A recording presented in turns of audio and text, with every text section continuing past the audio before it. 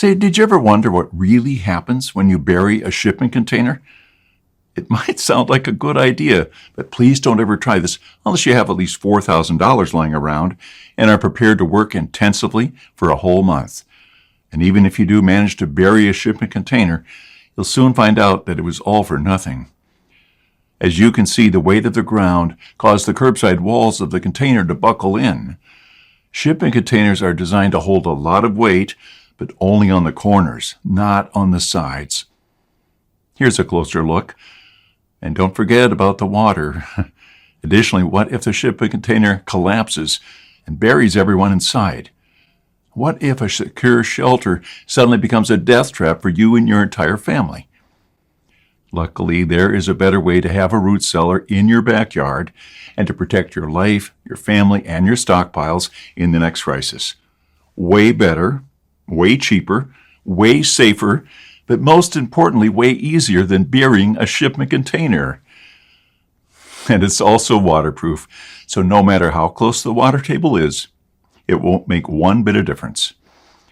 In this short presentation, I will reveal this ingenious method for building a unique kind of root cellar in your backyard, or even under your house, that can protect you and your family from disasters like famines, hurricanes, EMPs, looters, tornadoes, bullets, and even the radioactive fallout that follows a nuclear blast.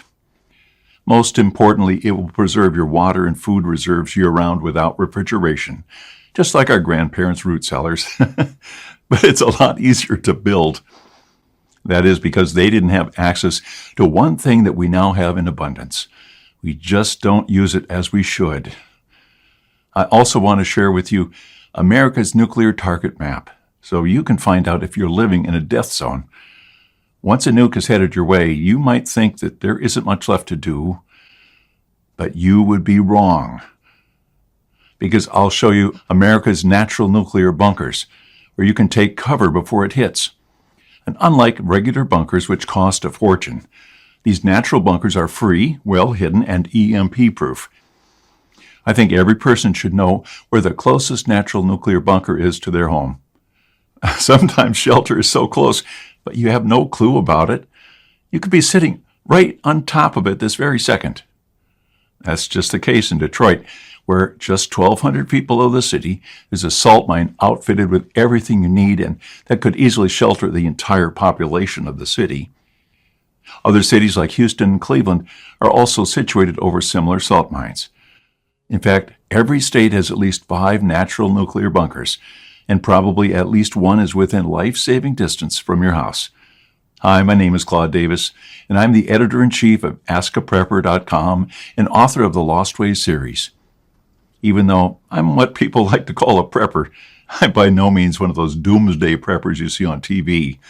I do like to prepare for an uncertain future, but I like to do it like our grandparents did when they had long-lasting food reserves set aside for winter and other hard times. Back in the day, every household had a root cellar, and it's in there that our forefathers stored their supplies and preserved all the food that they produced, bartered for, or bought. And that's what made them so resilient in any crisis. Nowadays, we rely almost exclusively on electricity to preserve our food, but that electricity may be gone in the blink of an eye if an EMP hits. As a senior, I realized long ago that bugging out in a crisis was no longer an option for me. I'll leave that to the young people who are still able to deal with the many hardships of living isolated in the woods. But even for the young, this should be a last resort. Bugging out to live off the land is a fairy tale most of the time.